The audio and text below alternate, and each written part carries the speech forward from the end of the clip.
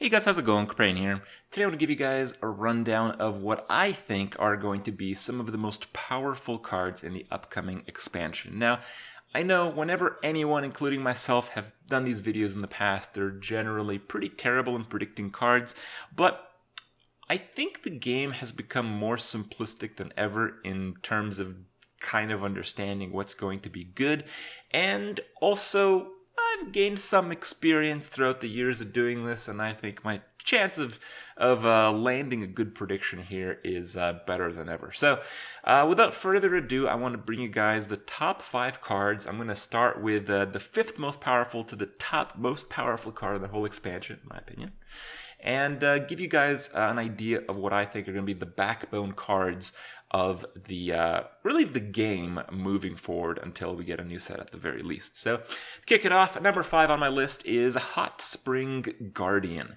So it's the new Shaman card. It's a common card and it's an elemental, so just that is going to have a pretty nice impact in Arena, but most of this is for constructive discussion. So it's a 3-cost card.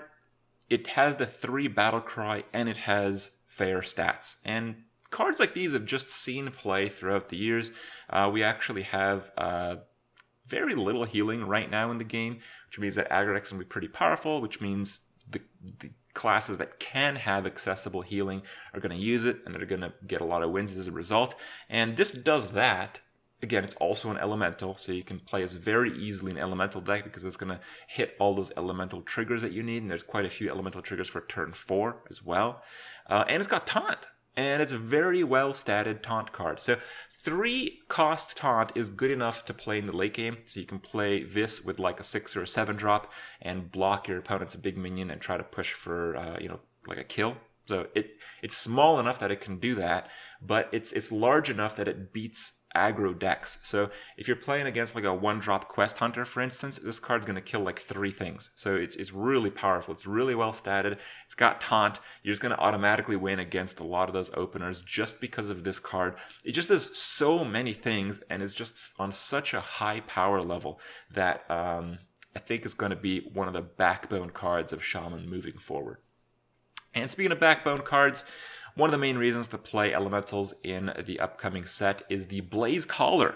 So the Blaze Caller is pretty nuts. It's kind of like a Lava Burst Fireball effect. It's like 3-4 mana, but you don't have to spend a card doing it.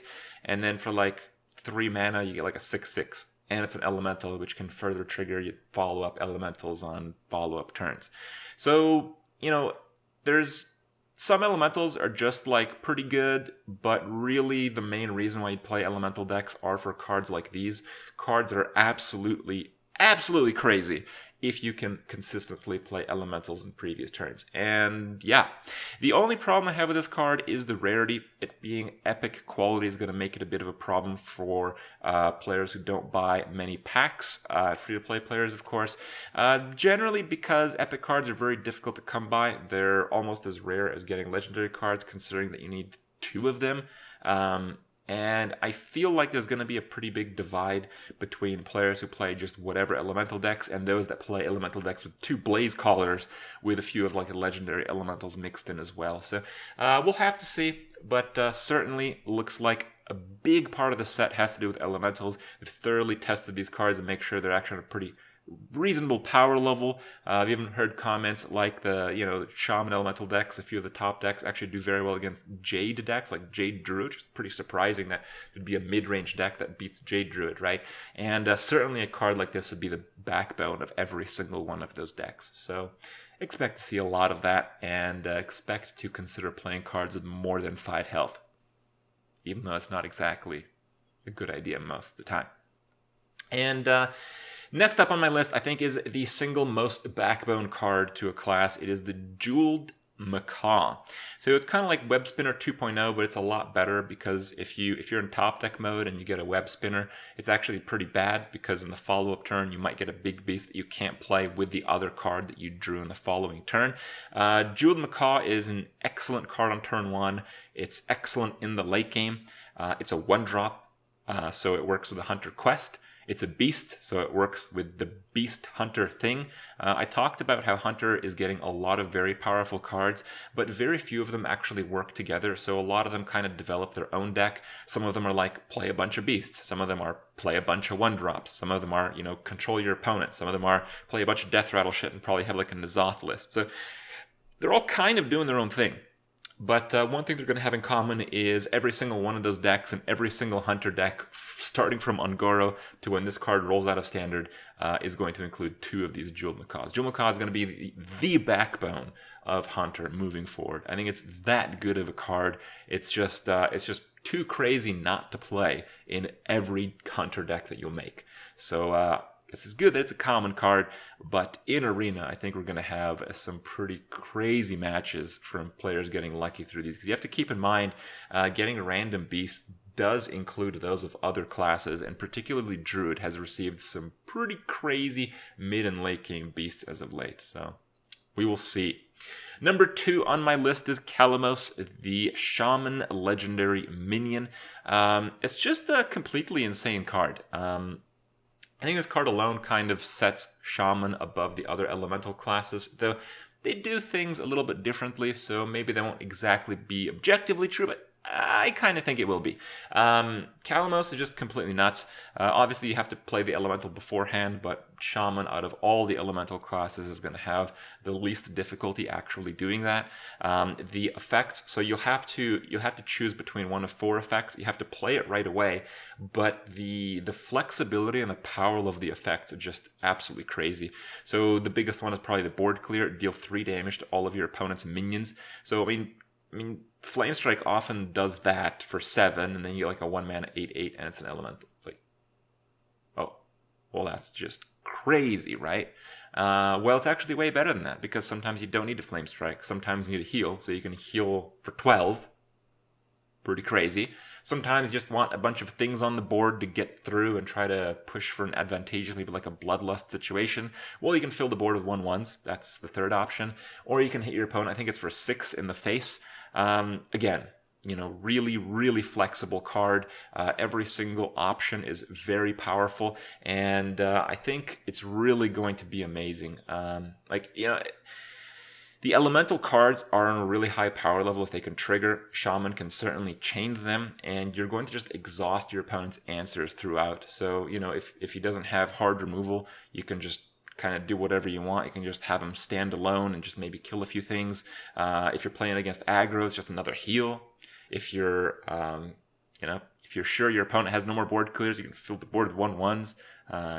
If you're about to kill your opponent, you can kill your opponent, and you're not actually running direct damage cards. So the flexibility is just disgusting. It's super, super high power level card. But still not the best. What I think the best card in the entire expansion is Open the Way Gate. It is the Mage Quest. If you're not too familiar with the card that you get as the quest reward is 5 cost, gain another turn. So that's really busted. Some people actually think this card is not very good, and I think they really haven't given that much thought to that. The more I think about this card, the more I think, wow, this shit is absolutely game-breaking. So, first of all, the mechanics of the quest itself. How do you play spells that don't start in your deck? So some people, I think, misunderstood the card. First of all, there's very easy things. Like, I think if you go second, the coin doesn't start in your deck. Seems like the coin would count. I don't have a confirmation on that, but I think it would. And if that coin doesn't count, you can play stuff like Burgly Bully, which, if you're playing a deck full of spells and removal, usually your Burgly Bully is going to die to other spells, which means you're going to get coins, and coins are absolutely insane when using it with this card. I mean, imagine you're trying to set up like a 2-turn kill because you will get the next 2 turns to yourself. Having an extra coin, how insane that would be. So not only would the coin count as a card that didn't start in your deck, but it gives you a mana advantage leading into 2 back-to-back turns that your opponent can't react to your plays, right? So holy crap, coins are just out of this world powerful when using this effect. Also, I think some people misjudge that. People are like, you just use Kabbalah's Tome and Babbling Book. What else can you use? So obviously there's those. Blizzard also printed a bunch of cards in Un'Goro that actually work with it, and there's a lot of discover effects. There's a lot of like random potion type of shit, which is also very easy to take advantage of. It's just really very easy to play 6 spells that didn't start in your deck. And some people also didn't understand that, like if you have 2 Frostbolts, but then you discover a Frostbolt, that third Frostbolt did not start originally in your deck, so that actually does count as a spell. So it's pretty damn easy to get 6 spells, okay? I mean, we looked at all the other quests. I think this is below average on the difficulty to complete. I think it's pretty easy to complete this quest, especially given the other cards in Un'Goro that help you do that. So it's pretty easy to achieve, and you get the extra turn for 5. So let's talk about the extra turn. This is where it gets really interesting. So some people devise like, yeah, well, if you play like, you know, these 4 giants, or if you do this, you get like a 1-turn kill combo. It's actually not all that complicated. You really don't need very much for your opponent to constantly be terrified that you will kill him every single turn. So just think about it this way, right? So let's say that your opponent realized that you completed the quest, and you can get another turn whenever you want. So from that point in the game, your opponent has to either keep your board completely clear at every single turn in the rest of the game, or kill you. Now, there's basically 2 options. Like, imagine you have like 5 attack on the board, and you have the extra turn card in your hand. Your opponent's at like 25, right? So you hit him for 5, you play like 5 more attack worth of stuff, and then you take an extra turn, and then you hit him for 10, and then you just like Fireball Frostbolt is dead, right? It's like you can't counterplay this like almost at all. It's just crazy, right? And that example was just like, it's kind of like an arena example. You're just playing like whatever minions, right? But the truth is, you can include a few cards that overcome that in a very big way. So, you know, I think just having Arcane Giants in your deck, just Arcane Giants, no other giants or crazy combo cards or anything, just Arcane Giants. Let's say you even had to play one to stay alive, right? Let's just say that. So you only have 1 Arcane Giant. So let's say you have like a 3 attack guy. So you have your 3 attack guy, your opponent's at 25, you hit him for 3, you play Arcane Giant and like a 5 attack guy, and that's basically over. Like next turn you hit him for like 18. It's game over, right? You need any damage and you kill your opponent. So it's so difficult to actually combat the extra turn, and it's so easy to get the extra turn. But it's not only that. There's another angle to this. You have to keep in mind that Reno Mage was actually one of the most defensive decks in the entire game.